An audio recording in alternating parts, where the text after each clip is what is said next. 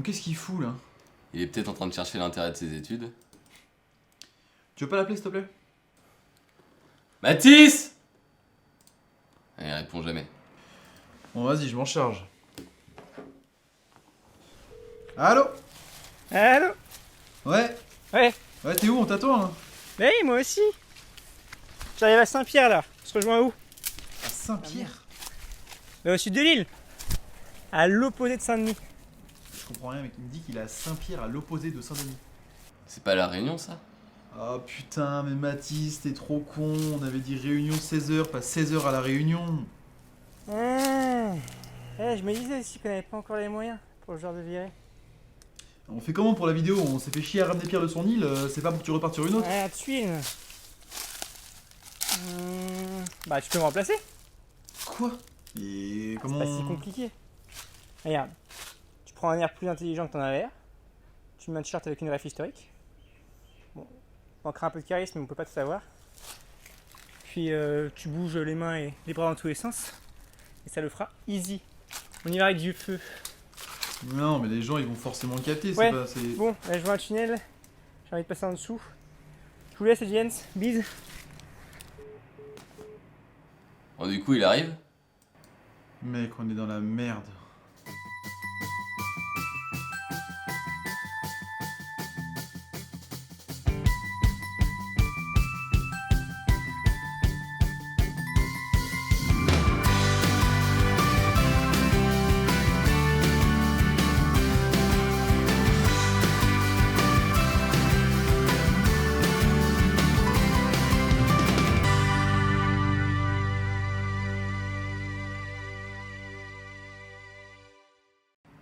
Bon, c'est bon, ça le fait? Ah, mais je le sens vraiment pas là. Mais si, t'inquiète, ça va le faire. C'est pas compliqué de ressembler à un faux surfeur. Bah, c'est nickel, ça!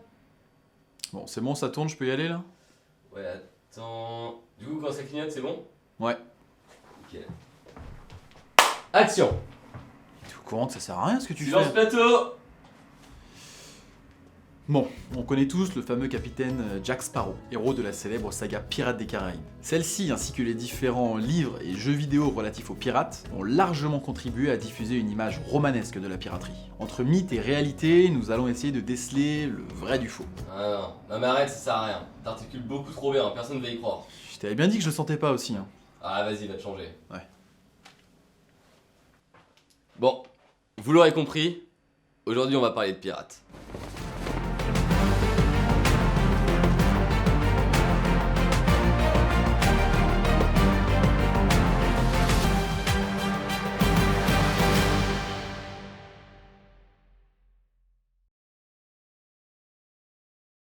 T'es sur le micro allumé? Je sais pas, je vais aller voir.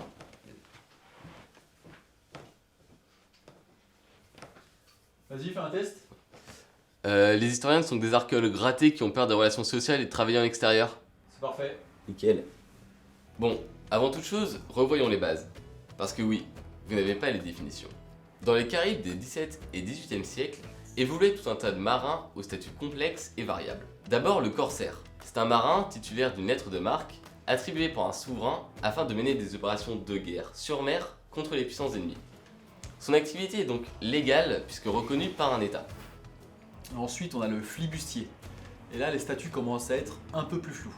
C'est un marin qui pille librement, parfois avec une lettre de... Il est surtout toléré par les États, enfin, du moment qu'il s'attaque à leurs ennemis. De façon générale, et pour faire simple, le flibustier est un marin des Caraïbes que la tradition a longtemps associé aux pirates. Enfin, les boucaniers.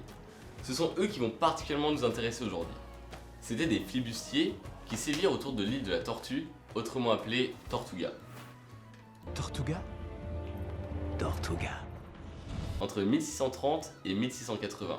Ils tiennent leur nom de la viande boucanée qu'ils avaient pour habitude de consommer. Non mais tu devais pas parler de pirates à la base? J'y viens, marin de douce. Bon, ça me fait chier de le dire, mais le mot pirate vient du grec. On va être obligé de l'appeler. Allô? Ouais, le mec, attends. Là, mec, je viens de trouver un truc plutôt incroyable. Regarde-moi ce spot là, dans la forêt. Ouais, vas-y, c'est cool, c'est bien, cool, là c'est cool. Ça vient d'où le terme pirate? Ah bah c'est comme tout, hein. Du grec, pirates. Ça veut dire celui qui attaque. Parce qu'en fait, il y avait des bandits des mers, des antiquités dans la Méditerranée. On en retrouve même dans les textes des... De manière générale, le pirate, et ce en tout temps, c'est celui qui exerce des activités de prédation jugées illégales par les États, voire le droit international, en temps de guerre ou en temps de paix. Maintenant que les définitions sont posées et que tout est un peu plus clair, on va pouvoir tout recomplexifier. Je suis désolé, mais les marins caribéens à cette époque, ça signait rarement de CDI. Parce que de fait, leur statut était très fluctuant. De flibustier ou corsaire, on pouvait passer pirate, et inversement. Ainsi, la frontière entre la légalité et l'illégalité reste très floue et perméable, et dépendait très souvent du contexte temporel, politique et ou géographique. Allô? Ouais, Jimmy, tu dirais à Pierre que son portable doit bugger parce que j'arrive plus à joindre. Donc je disais, il y a des pirates depuis l'Antiquité. Ah, mais on a fini les définitions, là, on passe sur le contexte. Ah ouais, parce que les Caraïbes, les 17-18e siècle, c'est un vrai bordel. Des pirates devenus corsaires, des corsaires devenus pirates. T'as les empires coloniaux de partout qui disputent les terres et les ressources. T'as des Français, des Anglais, des Hollandais, des Espagnols. Tout ça, ça se fout sur la gueule. Ah, attends, j'ai un double appel, c'est Manon. Et donc c'est au milieu de tout ce bordel qui va apparaître entre 1630 et 1680 une communauté un peu spéciale, les frérots de la Vega. Non, je déconne, les frères de la côte. Des boucaniers, rapidement rejoints par des flibustiers, d'origine française, anglaise, hollandaise, souvent protestants, non conformistes, bref, des gens chassés et ou rejetés des sociétés desquelles ils sont issus. Leur base principale était l'île de Tortuga. Et si nous savons tout cela, c'est notamment grâce aux écrits d'Olivier Alexandre Exmelin, ou Exquemelingue, ou Esquemelin, ou Wexmelin, ou Exmelin, ou le mec qui a écrit sur les frères de la côte. Choisissez votre starter. Il servit de chirurgien sur un navire de boucanier entre 1666 et 1669. Il s'y connaît donc très bien en chirurgie. Il nous apprend notamment comment s'organisait la vie de la communauté... Ah, ça clignote plus là. Putain, c'est pas normal. Je sais pas comment... Bon. Jimmy! Ok, ça devrait être bon. C'était la batterie qui était morte. Un peu comme notre amitié avec Matisse. Bon, pour en revenir à Olivier Alexandre Exmelin, Ou Exmelingue. ouais, je pense qu'on a compris. Il énumère plusieurs originalités plutôt novatrices pour l'époque. Il commence par spécifier que les frères de la côte étaient relativement soudés et qu'ils vivaient de leur labeur, pillage et plaisir de la vie. Ça devait s'enquiller sec du rhum et des côtes de porc, mon pote. Ouais, enfin, le rhum, c'est une légende, hein. Ça buvait surtout du vin. Ça t'en bouche un coin. Alors là, je suis coincé. Enfin bref, des valeurs démocratiques régissaient la vie des frères. On nous dit par ailleurs que l'équipage élisait son capitaine, qui pouvait d'ailleurs être une femme ou une personne racisée, ce qui relève de l'exceptionnel pour la période. On pouvait également le ou la révoquer, auquel cas on le ou la laissait sur une île déserte. Ouais, ça reste des filous. D'ailleurs, c'est vrai que Philou vient de flibustier. Bah, elle est cadeau cette anecdote, hein. Ouais.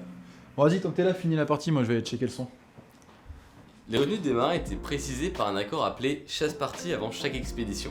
Celui-ci dépendait du rôle et du statut du marin sur le navire. Plus incroyable encore, il mit en place un code de réparation des dommages corporels. Par exemple, une amputation des 2 jambes pouvait être compensée par le gain de 1500 écus, ou de 15 esclaves. De quoi gagner le tournoi à destination. On est quand même sur la première mutuelle d'assistance maladie. Ouais, des caribéo-gauchistes quoi.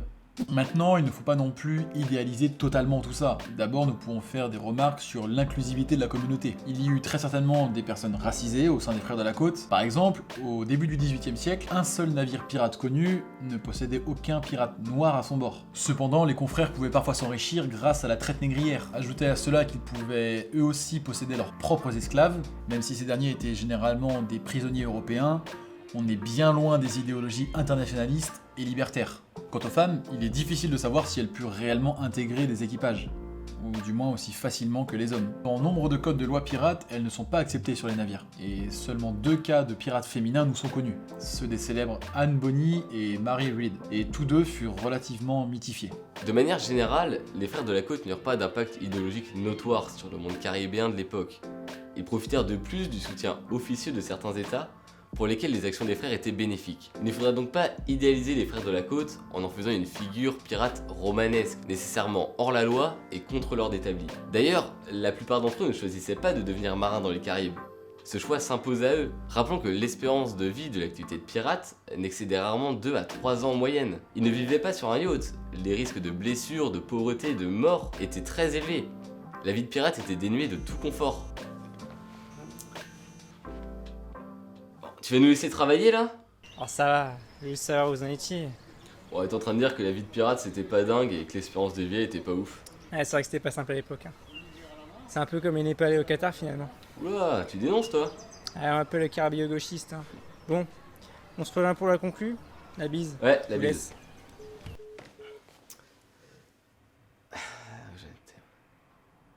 Oh non. Ah ouais. Ah, il m'a fait rater. J'en étais où? Mais non. Bon, je vais reprendre depuis le début, ce sera plus simple. De manière générale, Non, les frères mec, de... non, tu vas pas tout recommencer depuis le début. Bah si, il m'a fait rater. Non, mais t'inquiète, c'est bon, je m'occupe de la fin.